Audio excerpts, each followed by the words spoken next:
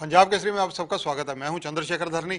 आज हम बातचीत करेंगे पीके दास जी से। एडिशनल चीफ सेक्रेटरी हैं हरियाणा सरकार में। बिजली विभाग का जिम्मा उन्हें एक बार फिर से दिया सरकार ने। 32 साल के अपने सेवा काल के अंदर 8 साल उन्होंने बिजली विभाग के विभिन्न पदों पर तैनाती के दौरान बिताए हैं और काफ़ी जिसको कहा जा सकता है कि गुणात्मक सुधार भी इनके कार्यकाल में देखे गए हैं। अगर कुल मिलाकर एनालिसिस किया जाए तो 9वीं बार बिजली बोर्ड में इनकी नियुक्ति की गई है। बातचीत करेंगे दास साहब से। दास साहब, पंजाब केसरी में आपका स्वागत है। नमस्कार, धन्यवाद। दास साहब, जिस प्रकार से बिजली विभाग के साथ आपका एक अटूट नाता सा लगता है, जो 32 साल के कार्यकाल में 8 साल इसमें बीते, 9वीं बार सरकार ने फिर पोस्टिंग दी, तो इसमें जो गुणात्मक सुधारों की बात अगर की जाए, अब कौन से टारगेट आपके रहेंगे इस पारी में? ज्वाइन करने के बाद चारों कंपनियों के साथ मैंने मीटिंग किया है, रिव्यू किया है कि आज उनकी स्थिति क्या है और क्या आगे उसका किया जा सकता है। अभी जो HBPNL और दोनों डिस्ट्रीब्यूशन कंपनी इनके संबंधित एक खाका हमने बनाया है कि कैसे आगे बढ़ाया जाए रिफॉर्म की तरह, रैपिड रिफॉर्म मैं उसको कहूँगा। उसके 4 आर के ऊपर हम जोर देंगे। पहला आर है रिलायबिलिटी ऑफ द सिस्टम।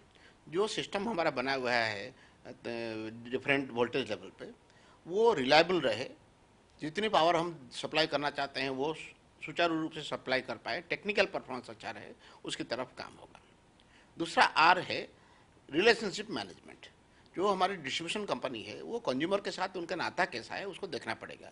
कोई नया कंज्यूमर बनना चाहता है, कोई पुराना कंज्यूमर अपना लोड बढ़ाना चाहता है, किसी के बिल के बारे में शिकायत है, दिक्कत है, इस सबको इम्प्रूव करना जरूरी है ताकि कंज्यूमर को लगे कि कंपनी उनके बारे में ख्याल करती है। तीसरी है हमारा रेवेन्यू मैक्सिमाइजेशन। आज के तारीख में अगर हम देखें 98 में जब रिफॉर्म हुआ उससे लेकर आज तक एक बड़ी उपलब्धि हमारी है कि आज बिजली की हमारी कमी नहीं है। लेकिन आज मांग की कमी होने की वजह से, खास करके जब खेती की मांग नहीं होती है गर्मी सर्दी के दिनों में, तो उसमें क्या होता है कि हम अपने प्लांट बंद रखते हैं। ये हमारी गुंजाइश है और रेवेन्यू बढ़ाने की, लेकिन बढ़ा नहीं पा रहे हैं। तो रेवेन्यू मैक्सिमाइजेशन में हम अपने कंज्यूमर को और कंज्यूमर को लाएंगे, खास करके इंडस्ट्रियल कंज्यूमर को लाएंगे। और अगर इंडस्ट्रियल कंज्यूमर को हम कनेक्शन देते हैं या उसको लोड बढ़ाते हैं तो वो अपने प्रोडक्शन बढ़ाएगा, उसके जरिए एम्प्लॉयमेंट बढ़ेगा, हमारे टैक्सेशन भी बढ़ेगी, तो स्टेट में डेवलपमेंट का जो एक स्पीड है वो भी बढ़ेगा। तो इसको ध्यान में रखते हुए रेवेन्यू मैक्सिमाइजेशन कराया जाएगा। चौथा चीज़ जो इम्पोर्टेंट है कि हम बिजली जो है एक डेंजरस सिस्टम है, टेक्निकली डेंजरस सिस्टम है, तो उसमें हमारे कर्मचारियों को और आम लोगों को भी उससे दुर्घटना का सामना करना पड़ सकता है। और कई बार हमारी चूक की वजह से वो हो रहा है, कई बार हमारी मैनेजमेंट प्रैक्टिस ऐसे हैं जिसमें दुर्घटना हो जाती है। तो risk management for our employ and risk management for average citizen, इसके ऊपर भी जोर दिया जाएगा। ये 4 आर है। हर एक 4 आर में कई सारी चीज़ें करने होंगे जो मैं बाद में धीरे धीरे आप उनके साथ चर्चा करके स्कीम बनाऊंगा और आपको खुलासा करूंगा। लेकिन ये 4 आर हमारे जो रिफॉर्म की धुरी बनेंगे। दास साहब, चारों आर को कार्यान्वित कराने के लिए, क्योंकि सारा काम नीचे की टीम लेवल पर होगा, चाहे वो चंडीगढ़ की टीम में हो, पंचकुला की हो या हर डिस्ट्रिक्ट की टीम में हो, लेकिन सबसे बड़ा अहम इशू जो चाहे वो किसानों को कनेक्शन मिलने का हो या इंडस्ट्रियलिस्ट जो हैं उनको कनेक्शन की कनेक्टिविटी का हो, इनमें कहीं ना कहीं विलंब रहने की शिकायतें, ये सब चीज़ें इस चारों आर की जो आप प्रोग्रेस देखेंगे आने वाले दिनों में, प्रयास करेंगे, उनमें कहीं अड़चन नहीं डालेंगे? देखिए, ये सारी चीज़ें किसी ना किसी रूप में कंपनियों के एजेंडा पर है, लेकिन शायद फोकस उतना नहीं है। अगर फोकस नहीं है तो उसका उतना फायदा कंपनी, सरकार और लोग नहीं उठा पा रहे हैं। तो मेरा काम यही होगा कि उसको फोकस में लाऊं, बार बार रिव्यू करूं और उनको गाइड करूं कि कैसे बेहतर तरीके से ये किया जाएगा। जैसे कि मैंने कहा है, हर महीने 100 मेगावाट की एडिशनल इंडस्ट्रियल कनेक्शन देने के लिए हम कोशिश करेंगे। इसके लिए जो डिस्ट्रिक्ट में या इंडस्ट्रियल सेंटर में जो इंडस्ट्रीज एसोसिएशन है उनके साथ मैं वीडियो कॉन्फ्रेंसिंग करूंगा और मैं उनको कहूंगा कि आप जो भी लोड एनहांसमेंट करना चाहते हो, हाथों हाथ हम लोड एनहांसमेंट करेंगे। तो इस तरीके से हर एक पहलू पर हम कुछ ना कुछ इम्प्रूवमेंट करेंगे ताकि ये 4 आर को हम अचीव कर पाएंगे। दास साहब, आपने तो क्योंकि लगातार अगर देखा जाए आपके 32 साल के कार्यकाल में 8 साल और फिर 9वीं बार पोस्टिंग इस विभाग में, अगर क्योंकि हरियाणा के पास अपने थर्मल प्लांट हुआ करते थे, मैं थे इसलिए कह रहा हूँ क्योंकि उनमें से बहुत सारे थर्मल यूनिट अब बंद हो चुके हैं। हरियाणा अपने आत्मनिर्भर बिजली के मामले में खुद बनना चाहता था, अब दूसरे प्रांतों पर, दूसरे राज्यों पर कहीं ना कहीं निर्भर है। तो इस स्थिति में बिजली उत्पादन का आप कह रहे हैं कि कोई दिक्कत नहीं है, तो हरियाणा में जो अपने थर्मलों की कमी आई उसका कारण क्या मानते हैं? हमारी जो दो कारण से थर्मल प्लांट या कोई भी बिजली उत्पादन हम करते हैं, एक ये है कि बिजली यथेष्ट हो, एडिक्वेट बिजली हो।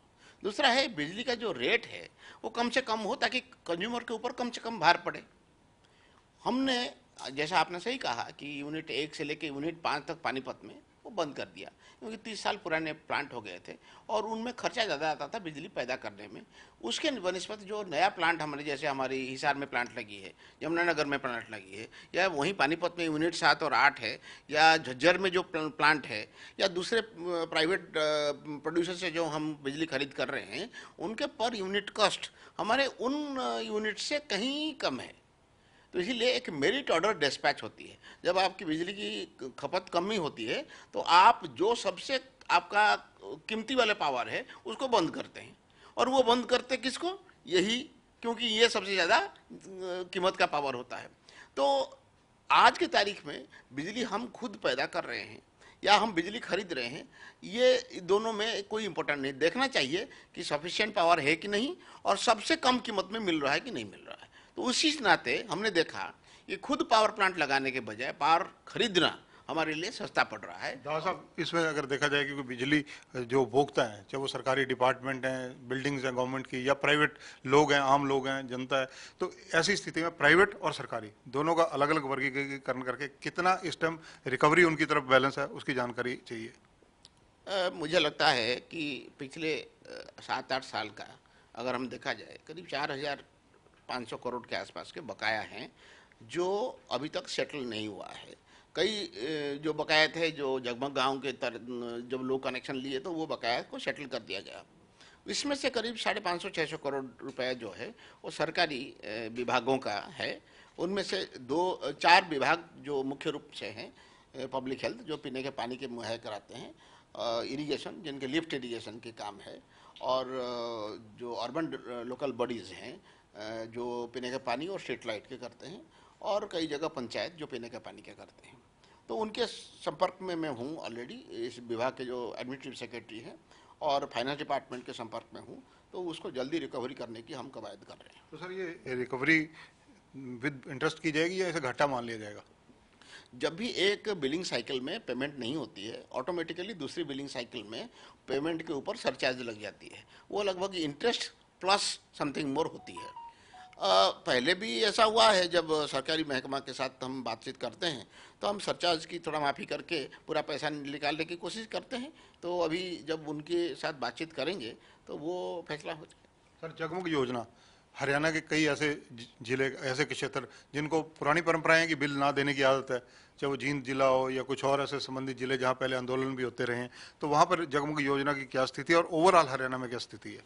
ओवरऑल हरियाणा में 10 जिले ऐसे हैं जहाँ जगमग 100% कवरेज हो गया है, और 60% से ज़्यादा विलेज हैं जहाँ जगमग में कवर्ड हैं। तो नेचुरली ऐसा हमारी जो एक स्थिति था बिल ना देने का और कम सप्लाई देने का, उससे धीरे धीरे हम उभर रहे हैं। कंपनी ज़्यादा सप्लाई देने के लिए राजी है और लोग भी ज़्यादा सप्लाई पेमेंट करके 24 घंटा बिजली लेने के लिए धीरे धीरे तैयार हो रहे हैं। तो ये एक ओवरनाइट हो जाएगा ऐसा नहीं है, लेकिन इम्प्रूवमेंट हो रहा है। और मैं इसके ऊपर जगमग गाँव स्कीम के कार्यान्वयन के ऊपर खास ध्यान दूंगा। उदय योजना, उसकी क्या स्थिति है? उदय योजना का जो पीरियड था वो पीरियड ओवर हो चुका है। हम लोग ज़्यादातर उदय योजना में 2 चीज़ें देखते थे। पहली चीज़ है कि जो सरकार को कंपनियों की जो लॉस को टेक ओवर करना था वो उन्होंने किया या नहीं किया, और उदय योजना में लॉस रिडक्शन के लिए कंपनियों को जो टारगेट दिया गया था वो टारगेट उन्होंने अचीव किया कि नहीं किया। ये दोनों स्थिति हमारे अच्छे हैं। तो पिछले साल, ये मौजूदा साल में ये कोविड के कारण थोड़ा हमारा रिकवरी परसेंटेज गिरा है, क्योंकि इंडस्ट्री लोगों को चाहे वो काम चलाए ना चलाएं, कमर्शियल एंटरप्राइज काम करे ना करें, मिनिमम चार्जेस तो देनी होती है। तो इसीलिए उसमें थोड़ा कमी आई है, लेकिन बहुत ज़्यादा कमी नहीं है। और सरकार की तरफ से कंपनियों का जो लॉस टेक ओवर करना था वो संपूर्ण रूप से टेक ओवर हो चुका है। Sir, prepaid smart meter Haryana में कहाँ कहाँ लग चुके हैं और पूरे हरियाणा में कब और कैसे लगाने की प्लानिंग है? करीब 1 लाख स्मार्ट मीटर लग चुके हैं। तो ये गुड़गांव में और करनाल में व्यवस्था शुरू हो गया है। और अभी प्रीपेड स्मार्ट मीटर के जो कंज्यूमर है उनको रियायत कितने देंगे उसके बारे में बातचीत चल रही है। क्योंकि अगर वो पहले पेमेंट करें बाद में खर्च खपत करें तो उनको कुछ उसके मैं रियायत देने के पक्ष में हूँ। अभी बहुत जल्द ही मैं वो रियायत का घोषणा करूँगा। सर, अगर देखा जाए क्योंकि technology day by day improvement कर रही है कहीं ना कहीं, तो ये लाइन लॉसेज हैं, इनको रोकने के लिए क्या प्लानिंग है? लाइन लॉसेस को दो टुकड़े में हम देखते हैं। पहला है टेक्निकल लॉस। अगर एक फीडर या एक ट्रांसफार्मर के ऊपर लोडिंग बहुत ज़्यादा है तो वो लॉसेस बढ़ जाता है। आम तौर पर कहते हैं कि लाइन में और ट्रांसफार्मर के ऊपर 80% से ज़्यादा लोड नहीं होना चाहिए। तो ये स्टडी भी मैंने शुरू करवा दिया है कि कौन कौन सी फीडर पर, कौन सी डिस्ट्रीब्यूशन ट्रांसफार्मर पर और सिस्टम ट्रांसफार्मर के ऊपर 80% से ज़्यादा लोड है। तो वहाँ उस लोड को जब हम डिस्ट्रीब्यूट कर देंगे तो टेक्निकल लॉस कम हो जाएगा। ऐसे ही जो फीडर बहुत लंबे हैं, अगर 25 किलोमीटर लंबा एक फीडर होगा तो उसमें भी लॉस बढ़ जाता है और वोल्टेज का भी प्रॉब्लम होता है। तो उसको ध्यान में रखते हुए फीडर रैशनलाइजेशन का काम भी करने के लिए मैंने आदेश दे दिया है। सर, क्योंकि उपभोक्ता पर सब आधारित है, उपभोक्ता की सुविधा के लिए आपकी क्या प्लानिंग है? अगर उन्हें कोई शिकायत होती है बिजली से लेकर बिलों से लेकर, इनके लिए कैसे हाईटेक किया जाएगा विभाग को, या कर दिया गया? नहीं, अभी जो रिलेशनशिप मैनेजमेंट की मैं बात कर रहा हूँ उसी में ये कह रहा हूँ कि अभी कनेक्शन के लिए आप अप्लाई करेंगे, हाँ, तो उसको आप ऑनलाइन अप्लाई कर सकते हैं। और ये भी मैं कह रहा हूँ कि 50 किलोवाट का कनेक्शन लेता है तो हम 15 दिन के अंदर अंदर कनेक्शन दे देंगे, इंतजार करने की उसको ज़रूरत नहीं पड़ेगा। ऐसे ही मैं चाहता हूँ कि एनहांसमेंट ऑफ लोड के लिए कोई करता है तो वो तुरंत हो जाए। बिलिंग साइकिल में अभी भी हमारी ह्यूमन इंटरवेंशन की बहुत गुंजाइश है जिसकी वजह से प्रॉब्लम होती है। तो उसके बारे में हमने विस्तृत चर्चा किया है कि धीरे धीरे जैसे जैसे स्मार्ट मीटर लग जाएगा हम रिमोट रीडिंग ऑफ मीटर कर सकते हैं। रिमोट रीडिंग ऑफ मीटर होगा तो मीटर रीडर गया नहीं, गया गलत लिख के आ गया, बिल दिया नहीं, ये सब चीज़ें धीरे धीरे ख़त्म हो जाएगा। हम कोशिश करेंगे कि एसएमएस के जरिए और ईमेल के जरिए बिल पहुंचाएंगे कंज्यूमर के पास और मीटर रीडिंग जो है वो ऑटोमेटिक होगा। हम रिमोटली अपने ऑफिस के सिस्टम से मीटर को पढ़ लेंगे। तो उससे क्या होगा, जो गलती आज ह्यूमन एरर की वजह से हो रहा है, चाहे मालाफाइड हो चाहे बोनाफाइड हो, वो दूर हो जाएगा। ये सभी हम कोशिश कर रहे हैं कि एसएमएस के जरिए या ईमेल के जरिए पिछले 1 साल की टोटल अकाउंट रेंडरिंग हम कंज्यूमर को करेंगे कि पूरे पिछले साल में आपका बिल कितने का था, कितना का यूनिट कंजम्पशन हुआ था, आपने पेमेंट कितना किया, कौन से तारीख को किया, फिर अगला बिल में क्या हुआ। इस तरीके से होगा तो क्या होता है कि आपने देखा होगा किसी का बिल अगर गलत आ गया तो फिर उसको कहते हैं पुराने रिसीट लेके आओ। तो इसका मतलब है पुराने रिसीट रखना एक कंज्यूमर की जिम्मेदारी है, हम उसके ऊपर जिम्मेदारी डाल रहे हैं। हम उसको मदद करेंगे कि आपके अकाउंट जो है पिछला 1 साल का वो आपको हम बना के दे देंगे, आप उसको हमें दिखा देना, और हम क्यों अपने सिस्टम में बना रहे हैं तो आपसे मांगने की हमें ज़रूरत नहीं है। रिन्यूएबल एनर्जी भी आपके पास है, उसके लिए क्या प्लानिंग है? अभी रिन्यूएबल एनर्जी में तो संभावनाएं बहुत हैं। 2-3 चीज़ों में ज़रूर होना चाहिए आज के तारीख में, क्योंकि नेट मीटरिंग अलाउड है। तो हर एक घर के ऊपर आदमी अगर अपना सोलर प्लांट लगाए तो उसका अपना बिजली के जो आज खर्च हो रहा है वो खर्च कम हो जाएगा। बल्कि अगर वो कुछ बचा पाएगा तो वो उसको ग्रिड में दे पाएगा। और एक तरह से एक्सचेंज है, आप 100 यूनिट खर्च किए और आपने 100 यूनिट अपने पैदा किए तो आपको कुछ मिलेगा नहीं, आपसे बिल भी चार्ज नहीं होगा। लेकिन अगर आपने 100 यूनिट खर्च किए और 120 यूनिट आपने पैदा किए तो 20 यूनिट की आगे की बिल में आप एडजस्टमेंट होगा। तो ये एक तरह से एक तो ग्रीन एनर्जी है, क्योंकि आज की तारीख में ज़्यादातर जो बिजली हमारी पैदा हो रहा है वो कोयले से हो रहा है। तो ये एक पॉल्यूटिंग एनर्जी है, उसके एवज में हम ग्रीन एनर्जी के ऊपर जाएंगे। एक तो ये होगा। दूसरा है कि रिन्यूएबल एनर्जी को बढ़ावा इंस्टीट्यूशनल और कमर्शियल लेवल पे भी बड़े पैमाने पर करने की गुंजाइश है, उसकी तरफ भी हम बढ़ेंगे। धन्यवाद। तो ये हैं पीके दास जी। 4R का फार्मूला लेकर इस बार 9वीं पारी बिजली विभाग में खेलने की तैयारी में है। और इनका कहना है कि क्योंकि उपभोक्ताओं की सभी सुविधाओं का ध्यान रखा जाएगा, उनके लिए कई चीज़ें प्लानिंग की जा रही हैं और इसके अलावा रिन्यूएबल एनर्जी को लेकर भी इन्होंने विशेष फोकस किया हुआ है। कैमरामैन सुनील के साथ चंद्रशेखर धरनी, पंजाब केसरी टीवी, चंडीगढ़।